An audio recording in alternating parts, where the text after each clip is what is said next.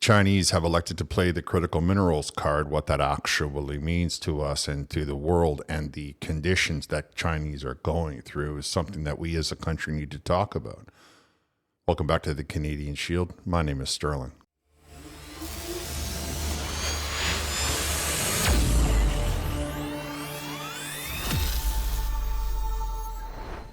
Last Friday, at time of recording, the Chinese government informed the world that they were not going to be allowing just anybody to purchase their critical minerals, and that would include any critical mineral that they imported and turned into a product. So chipsets, magnets for all kinds of electrical manufacturing. This has caused a lot of issues around the globe. Donald Trump, of course, was having an argument on the Truth Social over it, but it's much, much grander than that. This is the kind of actual situation that can cause global conflagration, like to have a big fight. Now, there are a couple of things happening that people don't want to look at, and our liberal media is going to ignore, because by ignoring it, they won't have to point to the fact that Canada is very vulnerable and left not only in a vulnerable position, but not in a position to capitalize on it because of the far left eco-mentalists, the liberal agenda, and the far left agenda to basically take us all back into the Stone Ages. However, before I get into that, I want to encourage all of you to ensure that you are still subscribed. I'm up heavily against Bill C-11 and Bill C-18, and those bills will allow the Liberal government to take me out of your feed unless you hit the notification bell so that you can be notified when I upload another video. Let's check it out. A little bit of a background. You've all heard the term critical minerals, and you might understand from the wording what it means. Critical, it's important, super duper important.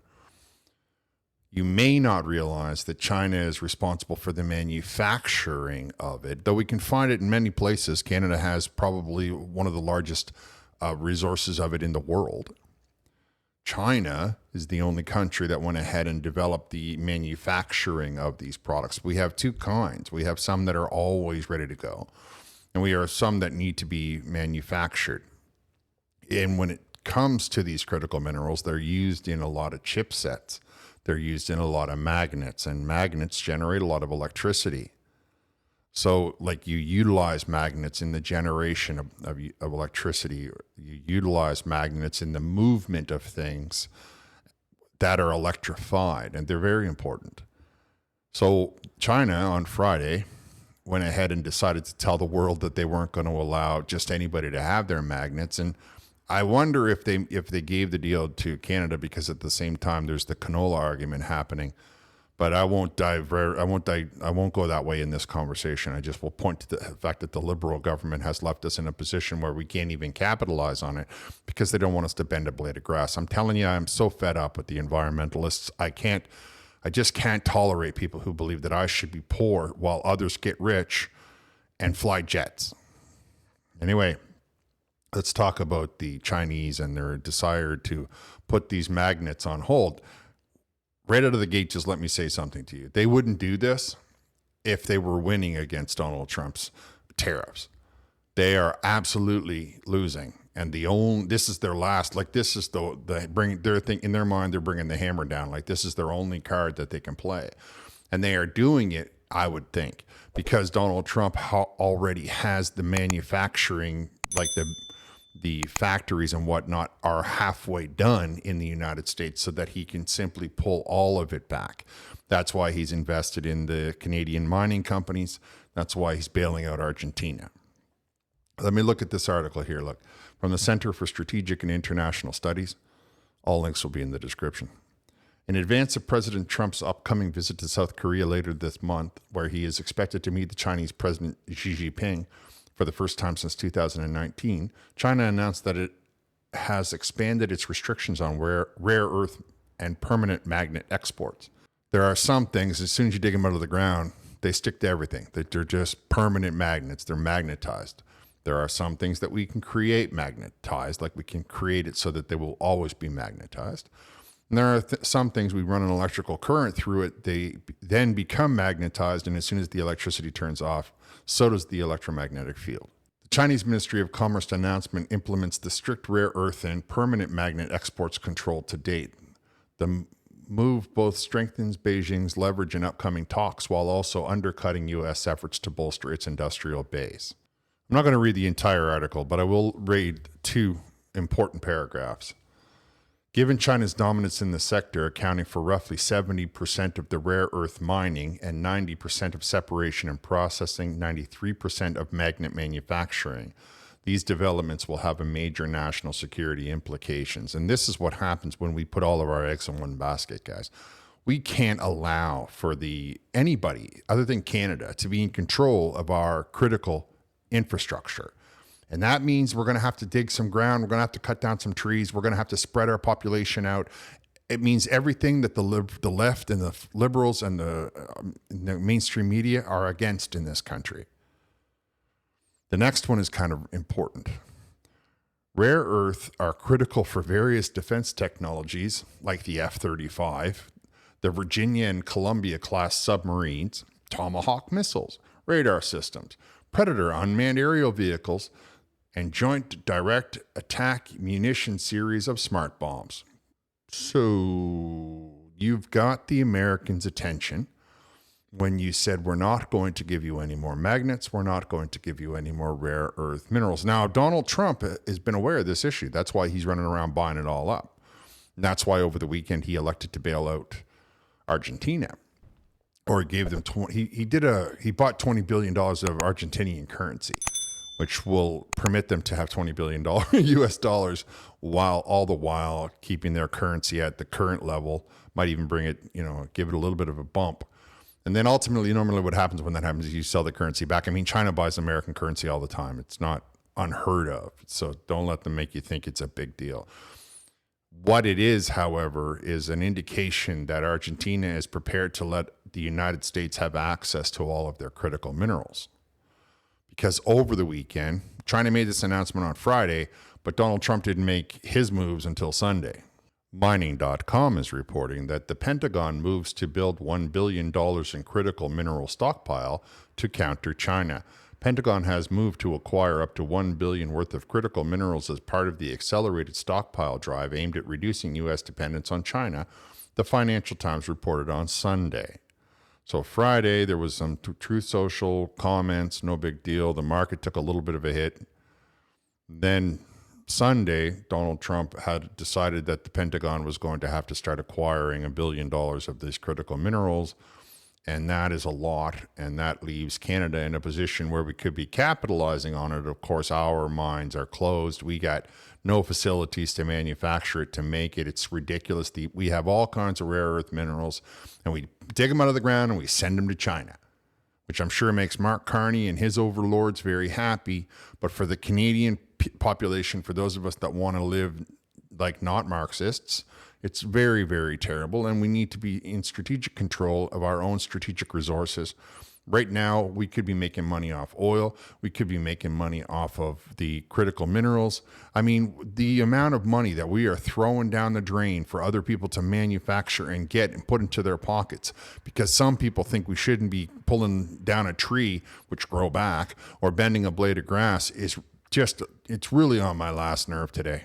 So as I mentioned, Donald Trump spent the weekend trying to figure out how he can push back against China, because this is China's big move. This is their play. I mean, short of this, they have this and they could go to war. I mean, that's about all they have. And as a result, the Americans spent the whole weekend making a plan. They got the Pentagon to start buying up whatever the Pentagon wants to buy, they're going to be able to buy. I mean, that's that's the move because everything now will become strategic. Everything will become critical to the country. And they're saying, oh, it's $1 billion. They'll buy entire mines. They will tell themselves that they are just going to buy all of it, and they're going to do it in the name of defense. On top of that, Donald Trump imposed 100% tariffs on the Chinese come Monday, which of course made the markets bounce back. Everybody got happy. Donald Trump threatens extra 100% tariff as he retaliates against China. This is Financial Times, but again, all links will be in the description. Donald Trump said he will impose additional tariffs of 100% on China and threatened to cancel his summit with Xi Jinping, reigniting trade tensions between the world's largest economies. The U.S. president accused Beijing on Friday of taking extraordinary aggressive position on trade. He said he would impose large-scale export controls on virtually every product they make, as well as on all critical software. The new measures would be imposed from November 1st or sooner, depending on Chinese actions, he added on Truth Social. This made the Chinese blink, as a matter of fact. However, what they didn't, or what they couldn't have counted on, is the reactions from other individuals who are watching this happen, right? And all the while, Canada's sitting there like a bunch of kids without the ability to capitalize massively on this problem or this situation, which I'm coming to, don't worry. The Netherlands has decided that they don't want the Chinese to do the same thing to them, so they have invoked a Cold War era law to seize control of Chinese chip maker Nexperia. Well, that's great. From where I'm sitting, that's amazing. Nationalizing any kind of a company from somewhere else to keep your product in-house is something that they've been talking about for many, many years when it's a poor country, right? When it's a country in Africa and they're like, oh no, we nationalized the mining industry or we nationalized the grain industry. Well, the Netherlands has elected to nationalize a chip maker in the Netherlands, and they did so in a law that was written in 1959, I believe. The Dutch government has invoked a post-World War II law to take control of Nexperia, a Chinese-owned chip maker, in a move underscoring growing global tension over semiconductor security. See, the critical minerals are needed for the computers. The critical minerals are needed for the chipsets that go into all of our planes, all of the rockets, all of the ships, even in your cell phone, even in your laptop. It doesn't matter what it is, especially with the oncoming AI. This was China's only move. And I am sure that one of the reasons that they did it is because they probably have some of these manufacturing facilities, not up and running, but getting near completion in the United States, because that they would need to do that when they moved Apple back, when they moved Intel there, when they moved Tesla. Like, there's so many of the electronics manufacturing that's going to be happening inside the United States of America. It stands to reason that they would have had to start to manufacture or build a manufacturing facility for these issues. Of course, you can see now how important they are to the infrastructure, and Canada is left with our butts in the wind. If the Netherlands has decided to nationalize a chip maker, a chipset company inside of their own country, where is Canada left? Canada, who right now has all of this canola they can't get rid of, even though the Chinese put the same tariffs on the Americans for soybeans, but the Americans have managed to hammer out a deal with 4 or 5 other countries to buy the excess of the soybean. They are going to be bailing out some of their farmers, but they are still managing places to sell it. Mark Carney, Mr. I'm the deal maker of the universe, can't seem to sell this canola anywhere at any time, which only lends itself to the point that I told you when the Russians were growing it, right? They are obviously undercutting the market. Now the Chinese want to utilize this monopoly on critical minerals to pepper our market with electric vehicles, which of course the Liberal government is all about because they want the solar panels, and Mark Carney's heavily invested in China. So we sell our critical minerals now to China. China comes back and tries to put out every company we have in the country because they have a monopoly on the critical minerals. All the while, the Americans are looking across the border thinking, I am not allowing that much Chinese to come into our country. And this will actually trigger. I get the Liberals talking tough with their trade war. I find that everybody on the far left thinks they understand what war is until people come to the fight, and then all of a sudden everybody with blue hair is nowhere to be seen.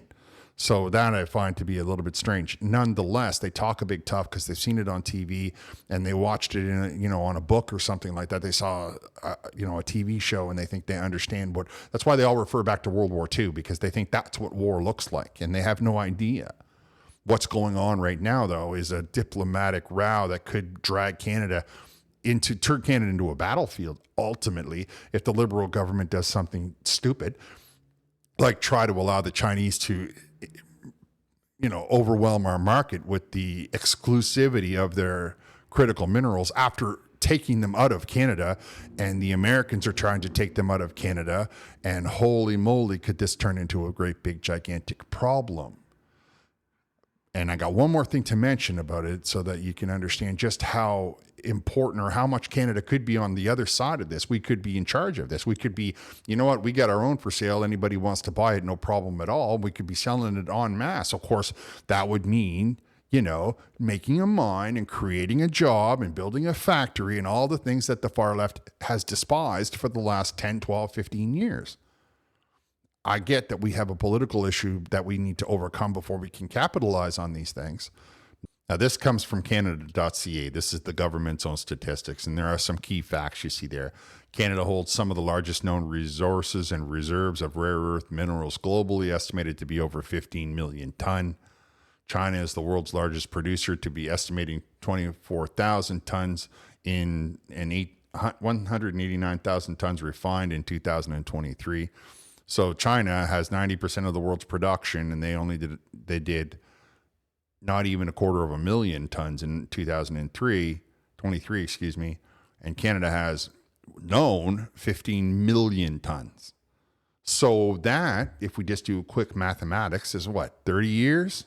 Now here's a map of all the rare earth minerals we're aware of in Canada. And we can see that there's a lot of them happening in Quebec, where it's funny that Quebec, doesn't want to buy any Canadian oil, but they have no problem ripping the minerals out of the ground.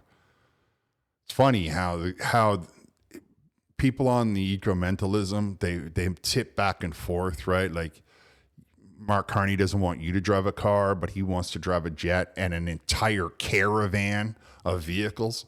That kind of stuff kind of makes me get a little bit upset. It's the next one that I want to point to, right? International context.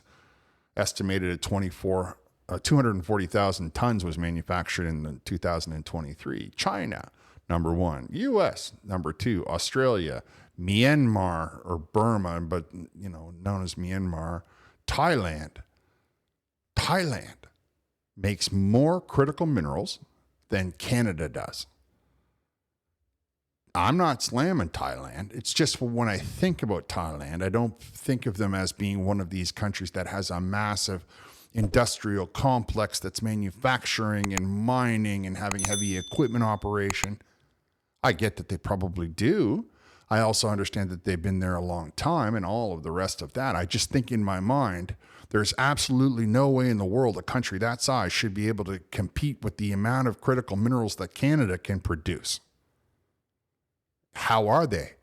Well, one of the things that they're not worrying about is whether or not you bend a blade of grass, or some person who thinks that they can sit in a driveway and glue their hand to the road, stopping the productivity of these rare earth minerals. That's one thing we can say culturally that they're not allowing. Of course, we have a prime minister who would happily, were he 20 years old right now, glue himself to the driveway, because that's what his book is all about. So we can see here, Canada, how after a dozen years of liberal government and all of this far left eco-mentalism and all the hypocrisy that the eco-mentalists participate in, that now we are at a position where we could be turning this country to where it's number one on the earth, because we would have our own critical minerals, we would have our own wheat, we have our own lumber, we have our own oil. We should be number one. And we give it all away to everybody else so that we can try to convince ourselves that 15-minute cities and no blades of grass is somehow a better way to live our lives. I don't agree that it is, but you can let me know what you think down in the comments. I'm going to wrap here. Thank you for listening. I'll talk to you next time.